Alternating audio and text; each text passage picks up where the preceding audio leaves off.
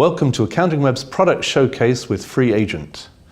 Here to discuss the MTD elements of the application and how FreeAgent supports VAT is Kevin Lord. Kevin, just to get us started, a lot of bookkeeping software vendors like yourselves often sort of say, MTD for VAT, it's a piece of cake. You just push a different button at the end. Is that how you see it? It's a good question, John. The initial setup needs to be done first and foremost by the accountants and their end client. We've been submitting VAT returns online for 11 years, so the expertise to get to this stage has taken us a long time. So it does require a little bit of work initially to register properly with HMRC, both by the client and the accountant. But as soon as that's done, it is as simple as pressing a button, yes. Okay, and the next thing is I guess there's an element for the accountant has to get themselves accredited and get an agent services account. What other nuances and complications are there around that process that you need to think about? I think the thing that accountants are missing, they think that as soon as they set themselves up, that's all they need to do. But actually they need to gain authority from the client.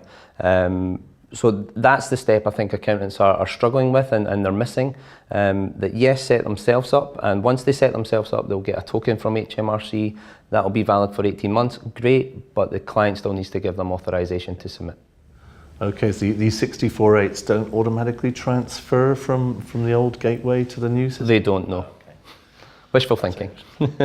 Okay, a lot of accountants I talk to are very concerned about bridging software. They're supporting a lot of clients, not on cloud software, I'm afraid to say, but there's a lot of spreadsheet accounting still going on there, and HMRC acknowledged this with the extension and the inclusion of spreadsheets in the MTD system. What's your perspective on that approach? That approach will work for accountants with a certain type of client. At FreeAgent, we are very focused on small micro businesses, 5 employees or less, if you like, simple business needs. And because of that, a lot of them tend to do their own bookkeeping or can do their own bookkeeping through FreeAgent. So with that, they don't need bridging software if they use FreeAgent. So it's not something that we are focusing on because we can do what's required in spreadsheets, we can do online anyway. Okay, well, we've spent enough time talking about the concept. Can you actually show me what goes on behind the scenes when you do use it? Yeah, absolutely. So I can take you through a short demo, John. We've thankfully already submitted a couple of MTD for VAT submissions already, and they've been successful. So here's the steps that an accountant and the end user would need to go through. So in the top right hand corner, you go to the global settings and you'll find a new section there for HMRC integration. Now, if they haven't signed up before, they'll have to go in and sign up. So you can see here, sign up for the pilot.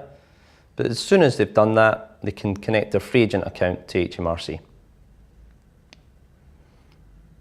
They'll pop in their credentials.